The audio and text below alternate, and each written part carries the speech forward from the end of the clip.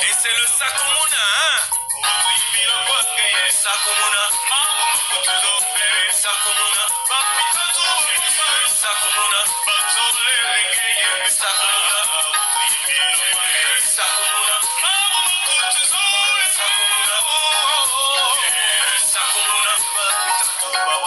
Sakumuna, Sakumuna, oh yes, Sakumuna, Sakumuna, et Fumu Yisudo Sakumuna, Tokuro Melebe, Sakumuna, Sakumuna, et Fumu Yisudo Sakumuna, Tokuro Melebe, Sakumuna, Sakumuna.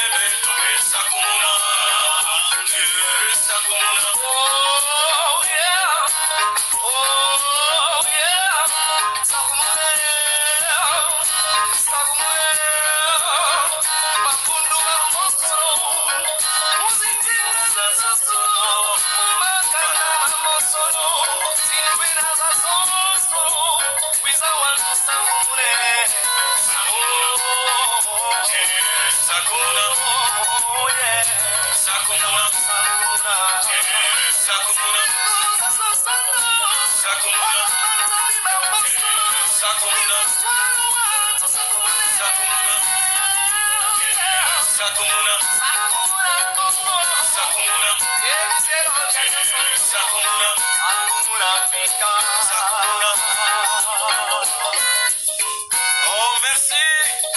Merci, merci, ce joli cantique de ce groupe, les Bons Bergers de la République du Congo. Nous bénissons Dieu qui, par sa grâce, a voulu que nous soyons là ce soir. Que nous soyons là à 7 heures, chez vous, certains, il est matin, il est midi pour d'autres. En tout cas, nous savons que Dieu a permis par sa grâce que nous nous retrouvions pour que nous partagions ces moments de gloire. Moi, je suis le pasteur Serge Mourat, serviteur de Jésus-Christ dans l'église évangélique du Congo. Je suis là ce soir pour partager la parole de Dieu à la demande de notre bien-aimé Bartel. Je crois que c'est le Seigneur qui a voulu que nous puissions nous retrouver. C'est pourquoi nous vous souhaitons à tous et à toutes une cordiale bienvenue et que la grâce de Dieu soit notre partage. Je sais que Dieu a quelque chose à partager à son peuple ce soir et il va s'adresser à toi personnellement, ma soeur, à toi personnellement, mon frère. Le message de Dieu ce soir est réservé à toi. C'est pourquoi prends toutes les dispositions physiques et spirituelles pour suivre ce message parce que Dieu a quelque chose qu'il va dire dans ta vie. Si c'est le matin, si c'est à midi, si c'est le soir, bonjour, bonsoir, en tout cas à chacun selon son heure, nous vous souhaitons une bienvenue cordiale et que l'Esprit de Dieu nous dirige. Nous allons prier. Éternel Dieu, Père très saint, merci pour tout ce que tu fais au milieu de nous, tes enfants. Nous sommes là à l'écoute de ta parole. Nous sommes rassemblés selon ta prescription, car tu dis, là où 2, 3 sont réunis, tu es au milieu d'eux. Et nous, assurément, nous sommes au-delà de la mesure que tu as dite. Merci d'être au milieu de nous. Que ton esprit nous embrase et que ta fidélité soit notre partage, toi le Dieu en qui nous avons mis la foi, au nom puissant de Jésus. Seigneur, nous te prions de nous laver complètement de notre iniquité et de nous purifier de nos fautes, car tu es notre Dieu, au nom de Jésus. Amen. Voilà, bien-aimés, nous allons écouter un autre cantique, un autre groupe que nous avons sélectionné pour vous. Je voudrais que vous découvriez ensemble avec nous ce cantique et je vous le laisse suivre pour ceux qui comprennent bien la langue.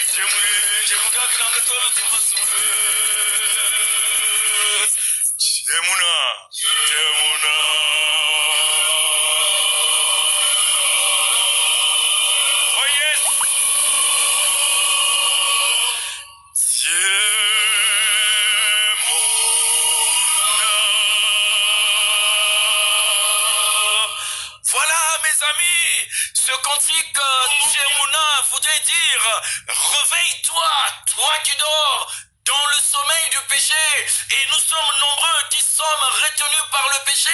Ce cantique nous appelle à nous réveiller, ce cantique nous appelle à avoir une vie de prière, à marcher selon la parole de Dieu. Nous allons prier et nous passons à l'écoute de la parole de Dieu. Éternel, notre bon Père Céleste, nous te disons un grand merci parce que tu nous aimes d'un amour incommensurable. Amour par lequel tu as envoyé ton Fils Jésus-Christ mourir à la croix pour notre rédemption. Nous te prions, Seigneur, à cette heure présente, que ton regard soit potentiellement porté vers nous et que tu nous donnes la victoire. À la croix, tu as acquis la victoire. Cette victoire que tu as obtenu pour notre rédemption éternelle, notre Dieu, est une victoire totale. Et nous nous saisissons de cette grâce d'être des enfants de Dieu pour être autour de ta parole et écouter ta parole. Serge Mourad est un instrument dans ta main. Puis-tu faire que je m'abaisse, Seigneur, et que toi tu te lèves, Jésus, que tu parles à cette communauté qui a besoin de t'écouter, de te suivre, toi l'Éternel des armées. Viens à notre secours. viens à notre secours, viens à notre secours. C'est au nom puissant de Jésus-Christ que nous avons élevé cette prière. Amen. Voilà, frères et sœurs, nous avions dit que nous sommes là pour partager la parole de Dieu selon la grâce que nous avons reçue de Jésus-Christ. Nous voulons ensemble lire un texte qui est familier pour certains. Les habitués de la Bible ont déjà eu à lire à plusieurs reprises ce texte. Et ce soir, nous voulons partager, ou à cette heure présente, nous voulons partager cette parole au nom de Jésus. Cette parole se trouve dans le livre, mes amis, de l'Évangile selon Matthieu, le chapitre 6 et le verset 26. Je répète, l'Évangile selon Matthieu, chapitre 6, chapitre 8, autant pour moi, pas chapitre 6, chapitre 8, Matthieu chapitre 8, le verset 26. Je répète, Matthieu, l'Évangile selon Matthieu, chapitre 8, verset 26. Et nous allons lire cette parole dans la traduction parole de vie que nous avons. Écoutons ce que ce texte dit. Jésus leur dit, pourquoi est-ce que vous avez peur? Vous n'avez donc pas de foi? Jésus leur dit, pourquoi est-ce que vous avez peur? Vous n'avez donc pas de foi? Amen. Amen. Mes amis, de cette péricope, nous tirons un thème intitulé « Pourquoi est-ce que vous avez peur ?» Pourquoi est-ce que vous avez peur? Quand nous regardons l'histoire de la création de l'homme ou du monde, certains nous disent que l'homme est une création ex nihilo. L'homme est sorti de l'ordinaire. D'autres nous disent encore que l'homme, c'est un être qui a été d'abord un singe et qui est parti de la quadrupédie vers la bipédie. Ça veut dire l'homme était un singe marchant en quatre pattes et il a fini avec le développement plusieurs millénaires à devenir un homme bipédique, donc marchant sur ses deux pieds. Et cette théorie est développée par un grand scientifique qu'on a appelé Charles Darwin, et cette théorie est appelée la théorie de l'évolutionnisme darwinien. À cette hypothèse, ou ces deux premières hypothèses, on oppose l'hypothèse selon laquelle l'homme est le fruit de la création de Dieu. Dieu est le façonneur, permettez-moi cette expression, le bâtisseur de l'homme, celui qui a créé l'homme. La Bible nous dit dans Genèse chapitre 1, le verset 26, voici ce que le texte nous dit. C'est Dieu qui parle. Faisons l'homme à notre image et à notre ressemblance. Faisons donc à notre image, l'homme à notre image et à notre ressemblance. Que l'homme ait été créé par un effet ex nihilo, ou alors un effet de boomerang, ou alors l'effet de l'évolutionnisme darwinien, ou selon la théorie, plutôt la théorie chrétienne de la création de l'homme par Dieu. Cet homme arrive dans la nature. Dieu nous dit que l'homme a été placé dans le jardin d'Éden. Pour les autres, l'homme est dans la nature. Cet homme qui est dans la nature fait face à certains phénomènes qui dépassent son entendement. Sa compréhension n'est pas normale. Tenez, nous prenons le cas d'une saison où il y a des fruits, une saison où il n'y a pas de pluie ou de neige, selon la zone géographique dans laquelle on se trouve. Et après une autre saison où il y a la pluie, la neige, les fruits, et les fruits disparaissent. Ça veut dire qu'à chaque période, une une qualité de fruit, ou à chaque climat, une réalité. Pendant qu'on est là, soudain, il commence à tomber de l'eau du ciel. Tous ces phénomènes dépassent l'entendement humain et l'homme n'arrive pas à comprendre. C'est pourquoi l'homme va chercher à scruter le message qui est caché derrière. Nous comprenons donc que pour que l'homme soit étonné, pour que l'homme soit épouvanté, il a été surpris de voir ces choses. Et ces choses sont étonnantes pour lui. Voilà pourquoi l'homme se doit de chercher à scruter la quintessence de cet événement qui dépasse son entendement. Autrement dit, par rapport à notre thématique, depuis la nuit des temps, depuis des temps immémoriaux et des lustres, l'homme est un être apeuré. Parce qu'il fait face à des choses qu'il ne maîtrise pas. Il est surpris de voir certaines choses. Il est même traumatisé à certains moments. Ça veut dire que la peur est quelque chose qui est lié à l'existence humaine. L'homme est par nature un être peureux. Eh oui. Par nature, l'homme est peureux. Peureux parce que ce sont des phénomènes qui dépassent son raisonnement, sa compréhension. Il faut donc que l'homme recule pour chercher à trouver une solution. Si nous étions dans le domaine de la philosophie, nous aurions évoqué l'hypothèse, la première tentative d'explication des phénomènes du monde, qu'on appelle l'hypothèse mythique, donc l'explication mythologique. Ensuite, on est passé à ce qu'on appelle l'explication religieuse, religare, le lien qui unit l'homme avec l'au-delà, et enfin une explication scientifique appelée la philosophie. Aujourd'hui, à cette heure, mes amis, nous ne voulons pas parler de l'explication scientifique et philosophique, mais nous voulons vous parler de cette explication religieuse et qui rime avec les réalités. Et vous allez comprendre qu'avec le développement du thème, que la religion et la science ne s'écartent pas parce que les deux concourent au bien-être de l'homme. La science nous donne certaines explications que la religion aussi donne à sa manière et pour mieux comprendre les choses. Alors nous pouvons nous poser la question de savoir qu'est-ce que donc la peur? Comment se manifeste la peur? Les causes et conséquences de la peur. Peut-on vaincre la peur? Telles sont les différentes questions qui vont sous-tendre notre message de ce soir, de cette heure, de ce matin pour certains. Un message que le Seigneur a voulu nous partager. Nous nous sommes posé la question de savoir qu'est-ce que la peur. Mes amis, la peur est définie selon la philosophie ou selon la théologie ou selon le français. Mais ici, nous prenons une définition qui englobe un peu du tout. La peur.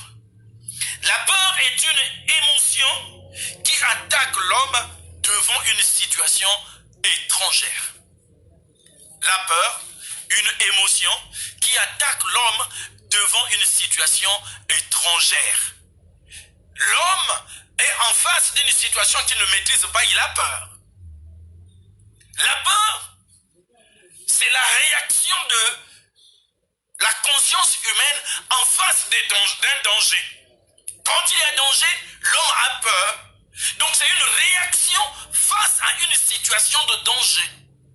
Tenez, chacun de nous a dû faire face à une visite dans une parcelle et le chien qui était attaché s'est détaché. Et quand le chien vient avec fougue vers soi ou vers toi, tu cries, tu paniques, tu as peur. Qu'est-ce qui te fait paniquer? La peur. La peur a pour synonyme, frères et sœurs, l'effroi. La peur a pour synonyme la frayeur. On pourrait dire la crainte. Mais crainte, je mets ça entre griffes. Je ne voudrais pas m'appesantir sur la crainte parce que la crainte, à notre entendement, est différente de la peur. Mais peut-être qu'avec le temps, on pourra écorcher ça un peu vers la fin. La peur est donc un sentiment qui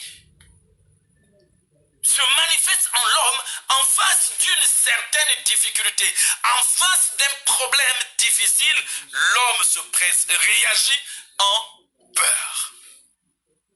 Nous l'avons dit dès le début que l'homme, devant les phénomènes qui dépassent son entendement, a réagi. Cette peur attaque l'homme, pas aujourd'hui, mais depuis toujours. Depuis le jardin d'Éden pour la conception chrétienne, l'homme a peur. Regardez, quand nous allons dans Genèse, chapitre 3, Dieu dit à Adam, qu'est-ce qui se passe? Réponse, j'ai entendu ta voix, je me suis caché, j'ai eu peur, parce que je suis nu. Adam a eu peur. Le premier homme, selon la tradition biblique, il a eu peur. Voilà pourquoi dans notre prologue, tout au début, nous vous disons que la peur existe depuis la nuit des temps. Dans l'hypothèse chrétienne de la création du monde, Adam a eu peur. La peur est la réaction que l'homme a en face d'une difficulté et l'homme analyse rapidement cette difficulté et cherche à trouver une porte de sortie. C'est-à-dire, cette peur lui permet de trouver une possibilité de s'en sortir ou alors d'affronter cette peur. Parce que quand on est en face d'un chien violent, et on a où aller, mais à côté il y a un bâton, c'est sûr que je vais courir prendre le bâton pour chercher à me défendre parce que je n'ai pas d'issue. Mais s'il y a possibilité de sauter le mur, eh bien je vais grimper et puis fuir. La peur. Mes amis, nous allons voir la peur dans l'histoire de l'homme. Nous avons déjà évoqué le cas, frères et sœurs, de Adam qui a eu peur. Adam a eu peur de Dieu. Mais nous regardons dans l'histoire d'Israël que tout au long du parcours du peuple d'Israël, il s'est présenté des occasions où Israël a eu peur. Nous allons évoquer quelques cas. Mes amis, le premier cas que nous voulons évoquer dans l'histoire du peuple d'Israël, c'est quand Israël quitte Goshen en route pour la terre promise, cette terre dans laquelle coule le lait et le miel. Canaan. En route pour Canaan, Israël arrive et devant lui, il y a un obstacle, un danger.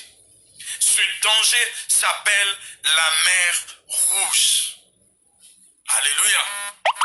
La mer Rouge est forte. Et Israël est apeuré et il recule. Il se dit, c'est fini pour nous, nous allons tous périr. Il se tourne vers Moïse pour dire, c'est toi. N'y avait-il pas de sépulcres en Égypte pour nous envoyer mourir ici dans le désert? Ici devant la mer Rouge, il y avait des sépulcres, mais toi tu nous amènes ici pour que nos corps soient mangés par des requins. Moïse, tu es méchant. Moïse, tu es mauvais. Tu es un mauvais chef, Moïse. Israël a eu peur devant la mer Rouge. Toi aussi, tu as peur. Israël passe la mer Rouge, le voici dans le désert. Ah, mes amis, dans le désert, il y a un problème. Le problème qui se passe au désert, c'est lequel? 1. Pas de nourriture. 2. Il n'y a pas d'eau. Pas d'eau, pas de nourriture. Nous savons tous que l'eau, c'est la vie. Et donc Israël fait face à l'hostilité, le danger, c'est la mort qui les guette parce qu'ils n'ont pas à manger, parce qu'ils n'ont pas d'eau. Là encore, Israël est apeuré et il crie. Cette nation israélite crie vers Moïse.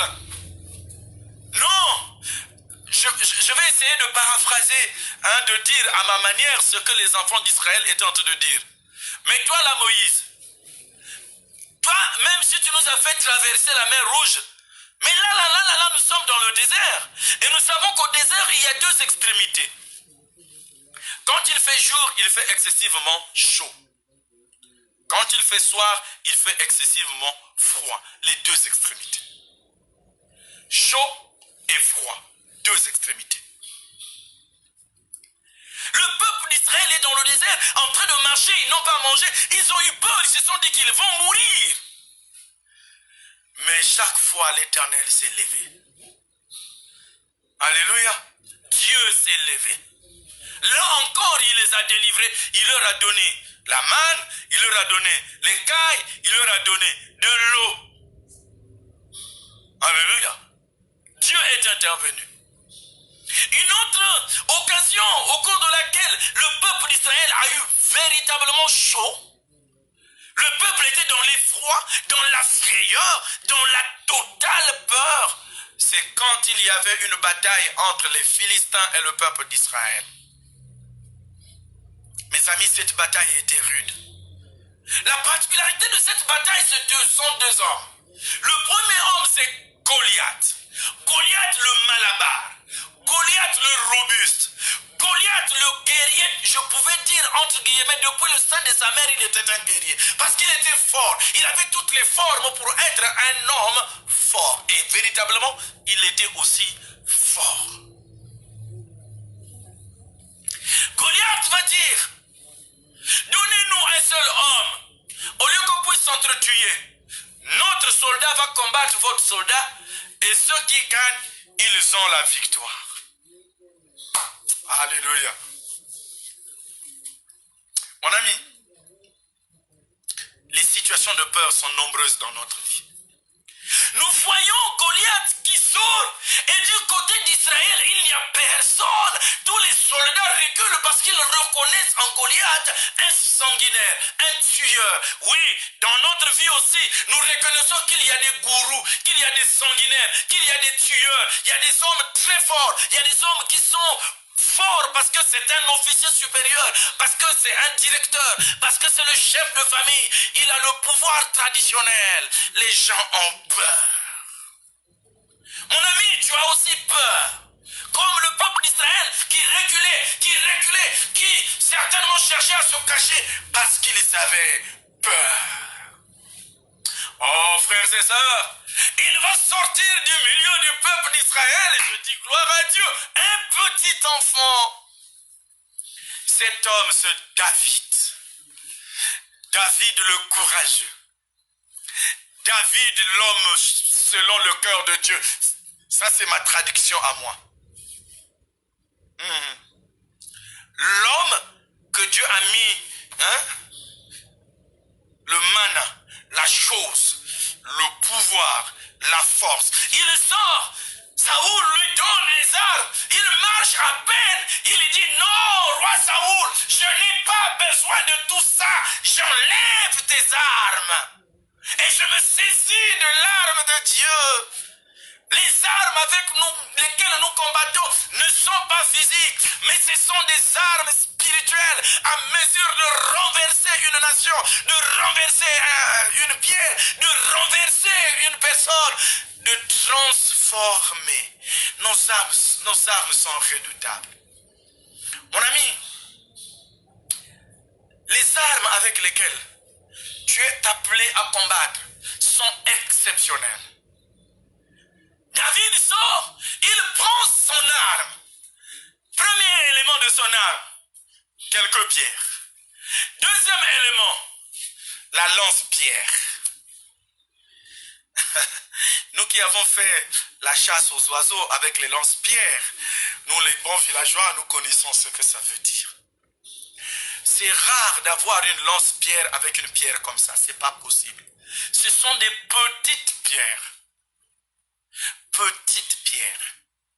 Et pour réussir à tuer les oiseaux avec la lance-pierre, généralement il faut loger sur la tête de l'oiseau, et il meurt. Et donc je me souviens, quand nous faisions la chasse aux oiseaux, il fallait bien viser. Tu regardes bien. Bam! Et quand la pierre arrive, la pierre de David a été transformée spirituellement par une bombe. D'une petite pierre, elle est devenue une grosse bombe. Et la Bible nous dit que la pierre est allée se loger dans la tête, au front. Et quand la pierre est rentrée, le Malabar Goliath est tombé. Et quand Goliath est tombé, David est venu en finir avec lui. Alléluia. La victoire est au nom de Jésus. La peur n'est pas seulement humaine. Regardez, quand vous lisez dans la Bible, je vous fais écouter un extrait de ce cantique et le temps de trouver le texte très rapide.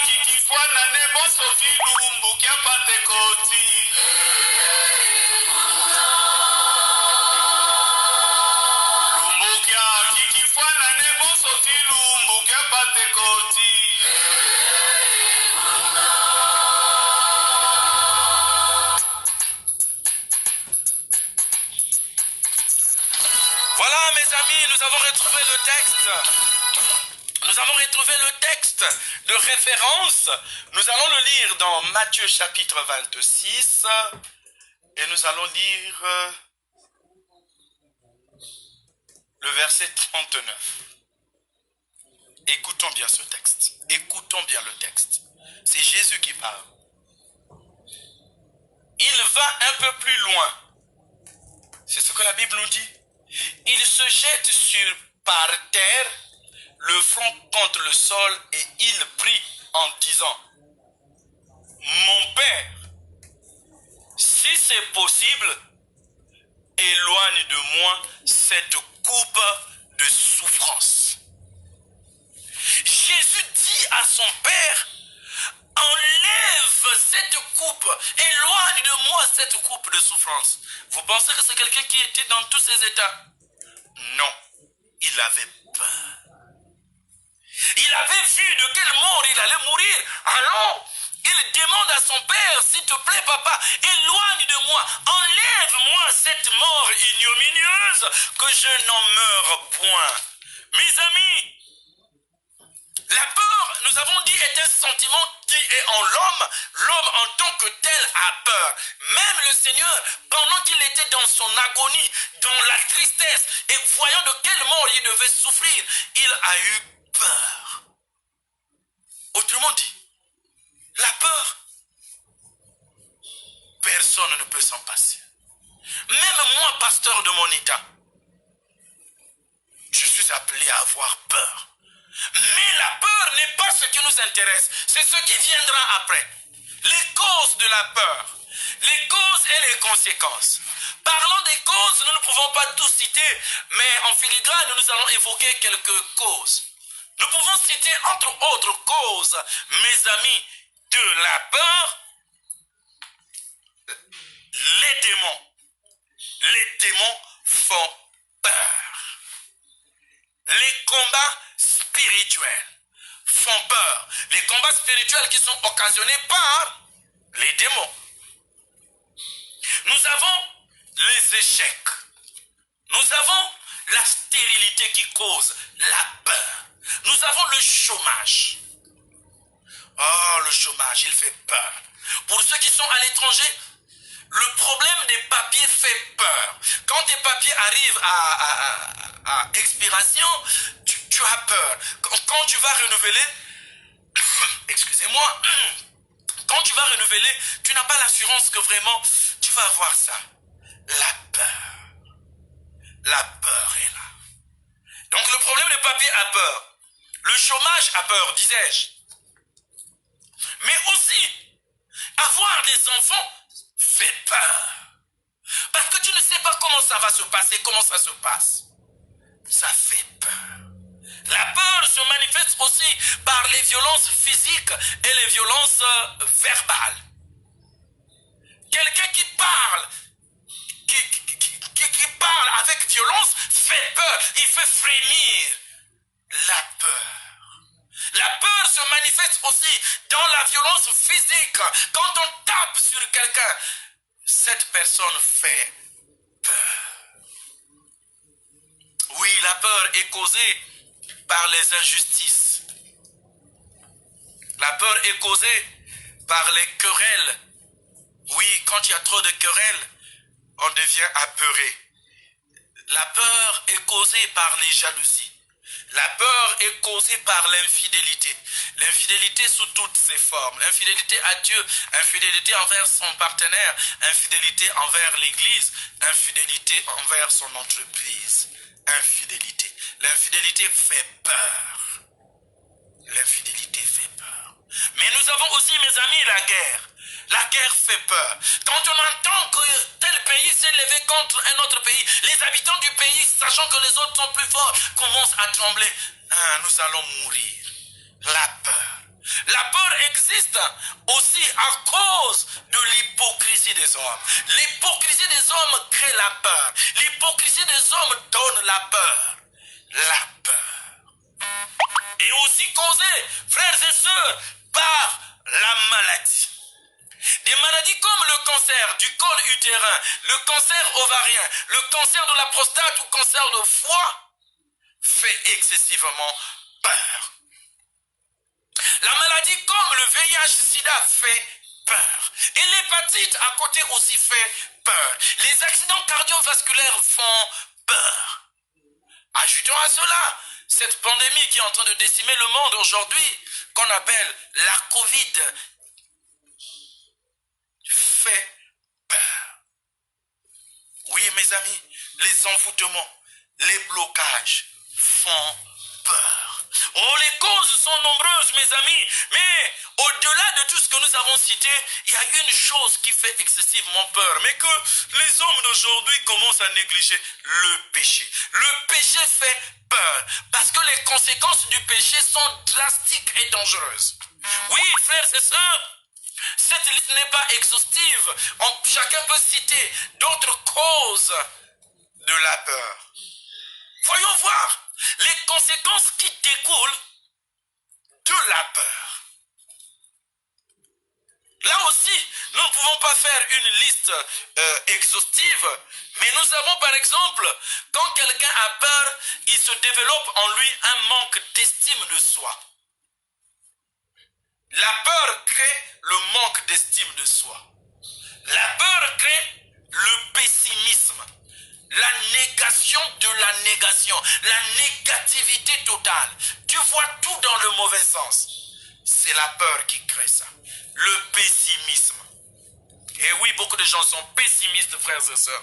L'incapacité à aller au-delà parce qu'on a peur. Tenez, une femme qui a été victime d'un viol, parmi les violences physiques, un viol, elle est incapable, même si elle a été soignée médicalement, s'il n'y a pas un travail psychologique qui est accompli dans la vie de cette femme va souffrir d'un problème psychique. Chaque fois qu'un homme viendra vers elle, elle va commencer à se rétracter parce qu'elle se dit d'une autre manière: c'est un autre violeur qui vient vers moi.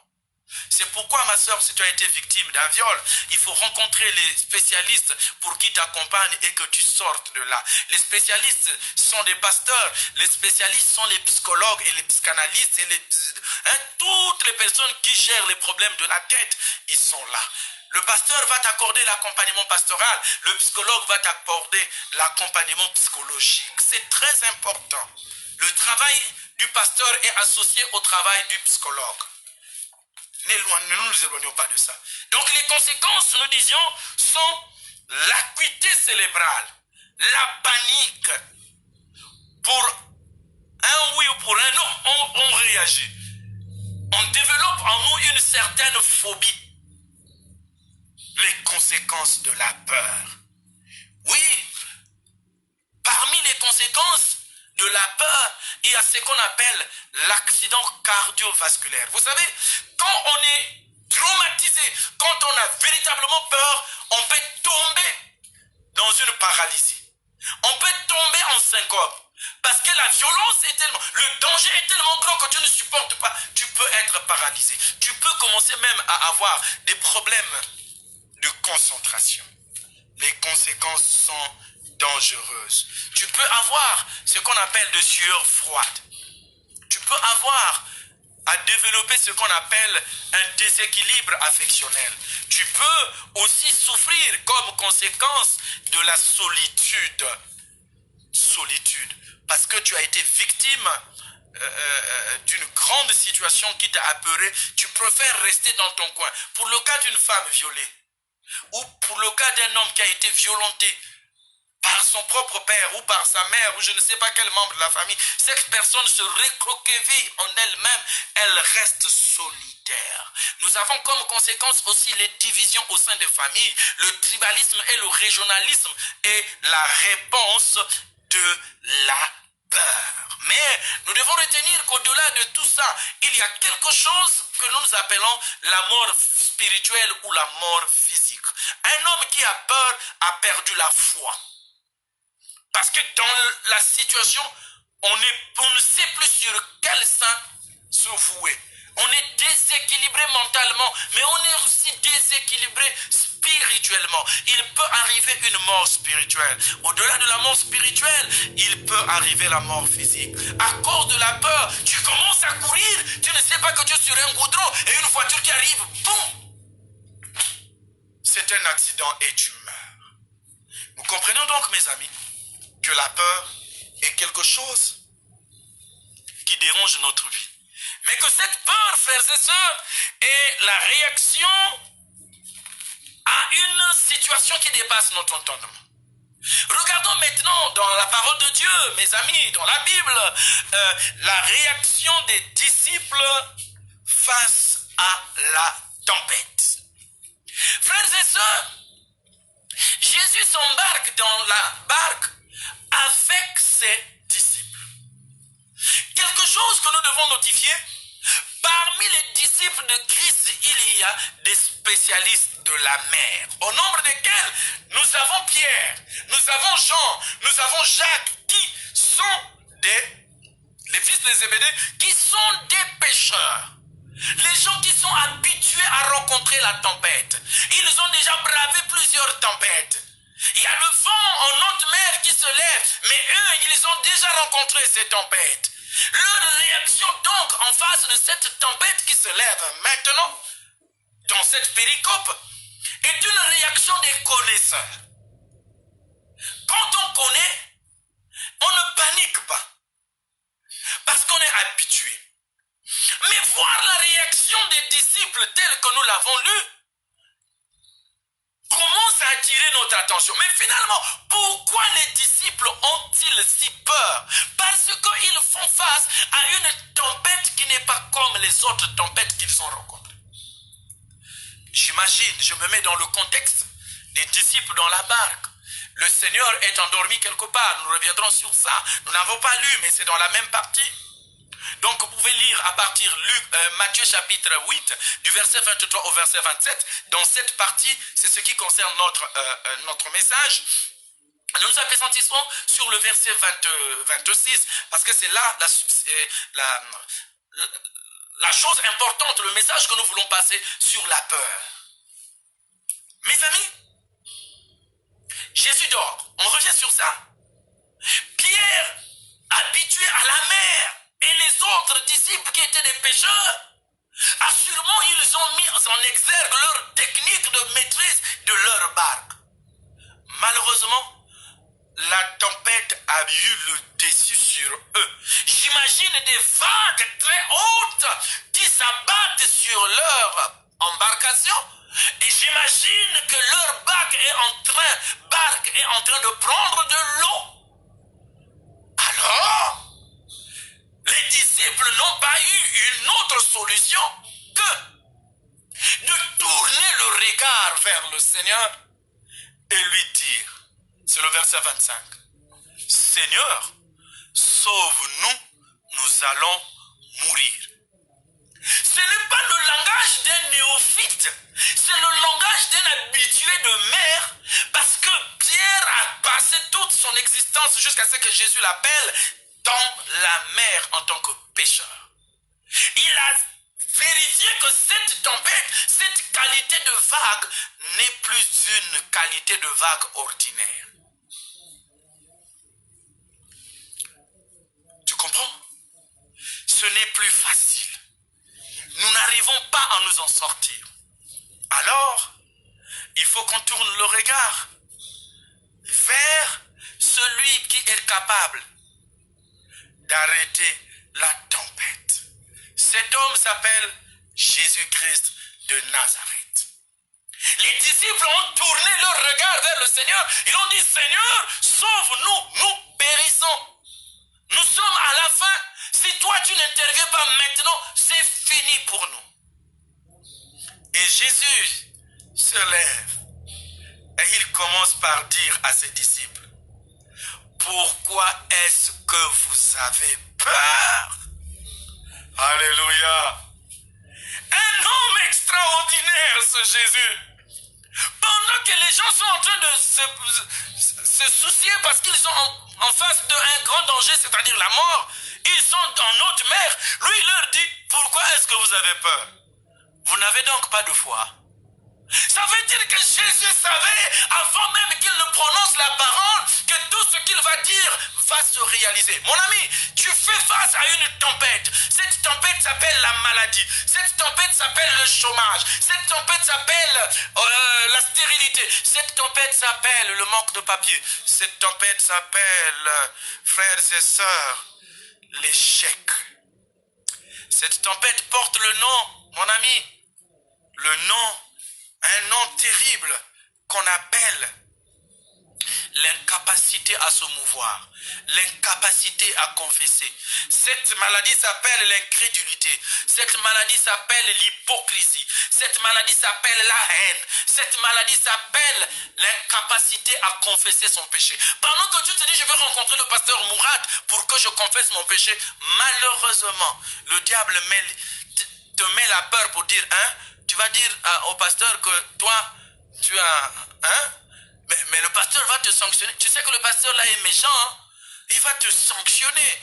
Il est dangereux ce pasteur. Il ne va pas te laisser libre comme ça. Mes amis, le diable est un menteur. N'ayons pas peur face à ces situations qui dépassent notre entendement. Situation de maladie, situation de révolte. Nous ne devons pas avoir peur. La peur, nous devons faire face à elle. Mais comment faire face à cet ennemi commun? Comment faire face à la peur? Parce qu'elle est en nous. Elle vient à nous quand on ne veut pas. Et généralement, quand elle vient à nous, on est en situation défavorable. C'est-à-dire, psychologiquement, tantôt, on est affaibli. La peur. Mes amis, la parole de Dieu déclare dans Matthieu chapitre 28, le verset 18, c'est Jésus qui dit, tout pouvoir m'a été donné dans le ciel, sur la terre. Tout pouvoir. Ce n'est pas une partie du pouvoir. Et donc, quand on connaît que tout pouvoir a été donné à Jésus-Christ, on ne doit plus avoir peur. On a peur des collègues dans le ministère qui vont dans les réunions nocturnes pour chercher à nous tuer. Nous avons peur, les hommes de Dieu aujourd'hui, de prêcher l'évangile selon la volonté de Dieu. Nous prêchons l'évangile avec les arrondis. Quand l'évangile touche une certaine vérité, on arrondit. Parce que ces hommes forts, je mets ça entre griffes, ont un peu de moyens. Parce que ces hommes forts, dit-on fort, ont la possibilité, mes amis, de nous faire mal. Non, frères et sœurs. Non, frères et sœurs. Jésus-Christ est celui qui est tout puissant. Il déclare que tout pouvoir lui a été donné par son Père. Et il l'a manifesté dans sa mort et sa résurrection. Il l'a manifesté pendant son séjour terrestre dans la multiplication du pain et du poisson. 5 pains, 2 poissons ont nourri 5000 hommes, excepté les femmes et les enfants. Et il est resté à la fin 12 paniers. Ça, c'est le Jésus de la croix. Et c'est de lui que je te parle maintenant. Je ne te parle pas d'un pseudo-Jésus, mais je te parle du Jésus de la croix qui est capable de donner une chose nouvelle. Celui qui commande même à la mer. Il a dit, il a menacé avec violence la mer, il a dit tais-toi. Aujourd'hui, les gens ont peur de cette pandémie mondiale. Les gens ont peur de la crise sanitaire mondiale et de cette crise économique qui ne cesse de battre. Que des entreprises qui se ferment. Que des banques qui tombent en faillite. On jette la clé sous le paillasson. Et on crie galère. On a peur parce que nous sommes à 49 ans, on n'a pas d'enfants. On a peur parce que nous avons 55 ans, nous n'avons pas encore du travail. Pour le cas du Congo, il reste 5 ans pour aller à la retraite. On a peur parce qu'on n'a pas d'argent qu'il faut, parce qu'on demande un visa, et le visa, on demande un certain nombre d'argent dans le compte, et donc moi je n'ai pas l'argent qu'il faut, j'ai peur. Oh mon ami, je répète que la peur est un sentiment normal, mais pour celui qui a Jésus-Christ, il ne doit pas avoir peur, il doit avoir confiance en Jésus. Les disciples ont paniqué, mais pour moi, ils ont eu la bonne attitude, celle qui consiste à porter le regard vers Christ pour lui dire, Seigneur, sauve-nous, nous sommes en train de mourir. Oui, toi aussi, dans cette situation à laquelle tu fais face, cette situation qui dépasse ton entendement, cette situation de folie dans ta famille, parce que vous souffrez tous d'une même maladie, maladie de céphalée, maladie de stérilité, maladie de chômage, maladie d'incapacité de réussite aux examens, d'une maladie qui dérange ta vie, maladie où tu n'arrives pas à pardonner, maladie où tu n'arrives pas à t'élever, cette maladie qui est en train de te déranger, ma soeur, je te dis, n'aie pas peur, il y a un Dieu. Et ce Dieu-là s'appelle Jésus-Christ. Et lui, il est capable de te donner une réponse. Comment faire, disais-je, pour ne plus avoir peur? Mes amis, pour ne plus avoir peur, nous avons à tourner notre regard vers le Seigneur. La Bible nous dit, recommande ton sort à l'Éternel, mets en lui ta confiance et il agira. Alléluia. On ne doit pas avoir peur parce que notre sort est entre les mains du Seigneur. Oui, notre sort entre les mains du Seigneur. À la réponse, la peur des enfants d'Israël, Dieu a ouvert la mer Rouge et ils sont passés à pied sec. À la réponse de la peur des enfants d'Israël devant la muraille de Jéricho, Dieu a fait tomber cette muraille et ils ont traversé Jéricho. Devant la peur du manque plutôt, du manque de nourriture et d'eau, Dieu a suscité l'eau sur une pierre. Et la nourriture est tombée du ciel et ils s'en sont regalés jusqu'à leur faim. La bonne attitude, mes amis, devant la peur, il faut tourner le regard vers le Seigneur. Humainement parlant, il faut développer ce qu'on appelle la maîtrise de soi. Il faut se maîtriser. Vous savez, quand un chien vient vers vous, enragé, si vous courez, vous le motivez. Mais si vous le arrêtez et vous le regardez droit dans les yeux, il lui va s'arrêter. Devant le danger, ne cours pas. Devant la difficulté, ne fuis pas, mais arrête-toi et regarde. Il faut te maîtriser. Parce que pendant que tu es en train de courir, la direction que tu prends, il y a une voiture qui arrive à vive allure. Elle va te ramasser et toi tu vas mourir. Et la personne qui t'a causé la peur va rester. Devant l'ennemi, devant les démons, nous devons arrêter de courir. Nous courons, nous allons voir les pasteurs au nord, au sud, à l'est, à l'ouest, mais nous ne savons pas sur qui nous appesantir. Recherche le Seigneur. Recherche le Seigneur. Oui, nous savons que la peur est redoutable. Nous savons que la peur nous dérange. La peur vient à nous quand on s'attend le moins. Je sais, mon ami, que tu traverses une situation difficile. Pierre, pendant qu'il était en train de se noyer, a eu le bon réflexe de dire, Seigneur, viens à mon aide. Quand on tourne son regard vers le Seigneur, la Bible nous dit, on est rayonnant de joie. Alléluia. On est rayonnant de joie parce que le visage ne se couvre point de honte. Bien-aimé, la vie nous donnera toujours des occasions d'avoir peur. La vie nous donnera toujours des occasions de nous apeurer. Mais nous devons regarder vers Jésus. Nous devons méditer la parole de Dieu. Nous devons rentrer dans la prière. Nous devons rentrer dans le jeûne. Nous devons, mes amis, nous souvenir que Jésus est la réponse au monde d'aujourd'hui. Tournons notre regard vers le Seigneur. Ouvrons notre cœur à sa grâce. Ayons la foi. Parce que la foi qui est une ferme assurance des choses que l'on espère, une démonstration de celles qu'on ne voit pas. On n'a pas encore vu. Jésus nous donne ça. Oui, mon ami, crois en Jésus et tu verras sa gloire. Le Seigneur est là pour nous sauver. Le Seigneur est là. Il nous donne la possibilité de développer la maîtrise de soi. La maîtrise devant le mal, le péché. N'ayons pas peur. Affrontons ce péché par la parole de Dieu. Réveillons Jésus qui est endormi.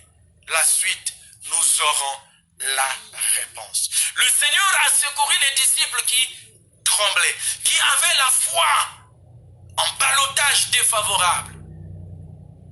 Dieu s'est levé par Jésus-Christ pour blâmer le vent.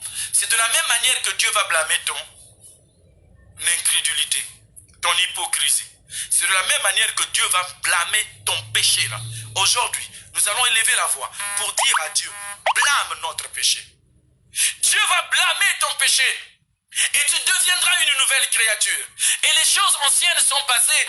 Et voici toutes choses sont devenues nouvelles. Alléluia. Ma soeur, tu veux être une nouvelle créature? Crois en Dieu. Tu veux être une nouvelle créature? Recommande-toi à Dieu. Oui, le Seigneur est notre berger et nous ne manquerons de rien. Je voudrais à cette heure présente te dire à toi ma soeur, te dire à toi mon frère, crois au Seigneur Jésus et tu seras sauvé, toi et ta famille. Cette parole que Jésus a dite à cette sœur, la sœur de Lazare, Jésus a déclaré, ne t'ai-je pas dit que si tu crois, tu verras la gloire de Dieu?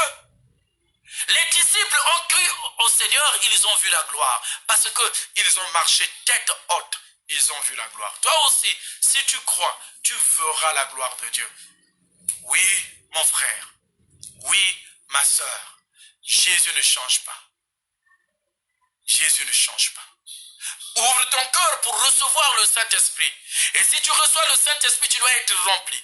Et si tu es rempli par l'Esprit de Dieu, donc tu marches selon l'Esprit afin de ne plus accomplir les désirs de la chair. Les désirs de la chair nous a peur. Parce que pasteur, prêtre, bishop, je ne sais pas qui, prophète, chrétien, les désirs de la chair nous assaillent de jour comme de nuit. Les démons n'ont pas peur d'un homme fort physiquement, mais les démons ont peur d'un homme fort spirituellement.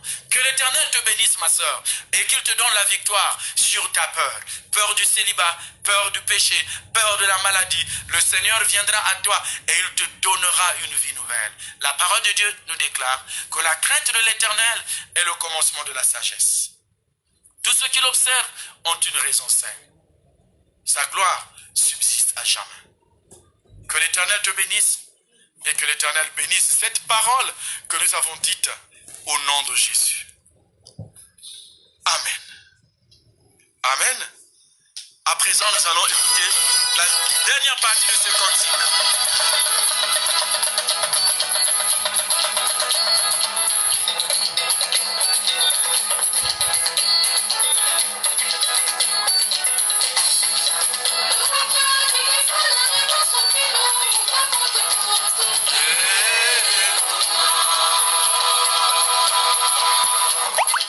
Oh yes.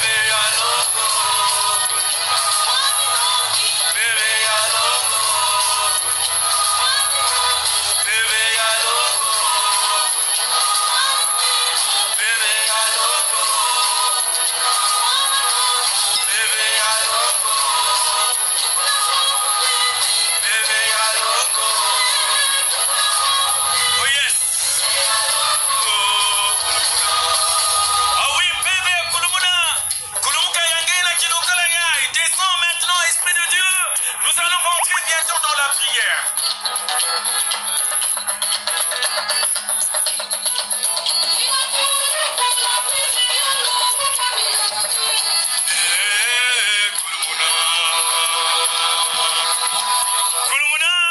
Kulumuna, mes amis, c'est le Saint-Esprit qui doit descendre sur nous. Et nous allons maintenant prier. Seigneur Jésus, nous avons écouté ta parole. Merci pour cette parole. Maintenant, ô Seigneur, scelle cette parole dans notre vie. Que nous marchions selon cette parole. Que nous marchions en obéissant à tes principes. Nous comptons sur toi, le rocher de notre salut. Seigneur, viens à notre secours. Seigneur, viens secourir les saints que nous sommes. Nous comptons sur toi, le rocher de notre salut. Lève-toi pour nous secourir et délivre-nous à cause de ta bonté. Que la lumière du ciel impacte notre existence. Nous voulons être la tête et non la queue. Nous voulons être ceux-là qui n'ont pas peur. Les enfants de Dieu ne doivent pas avoir peur parce qu'ils savent que Dieu est avec eux, que Jésus combat pour eux. Donne-nous la victoire devant la peur. Donne-nous la victoire devant la maladie. Donne-nous la victoire devant le péché. Donne-nous la joie de t'appartenir, car tu es le Seigneur des Seigneurs. À toi la gloire dans l'Église, à toi la gloire dans cette communauté, au nom du Père, du Fils et du Saint-Esprit. Que l'Éternel Dieu vous bénisse et vous garde. Que l'Éternel Dieu tourne sa face vers vous et qu'il vous donne la paix. La paix de Dieu qui surpasse toute intelligence, puisse-t-elle garder votre cœur et votre âme attachés à Jésus dès maintenant et à jamais. Peuple de Dieu, soyez dans la paix de Jésus. Et que la peur quitte votre vie dès maintenant et à jamais au nom de Jésus. Amen. Voilà, frères et sœurs, nous terminons notre culte par là. Je vous laisse écouter la dernière partie de ce cantique. Et puis, au plaisir de vous retrouver à une prochaine occasion, selon la grâce de Dieu. C'était le pasteur Serge Brandt qui a partagé la parole de Dieu ensemble avec vous. Soyez bénis de la part de Jésus-Christ.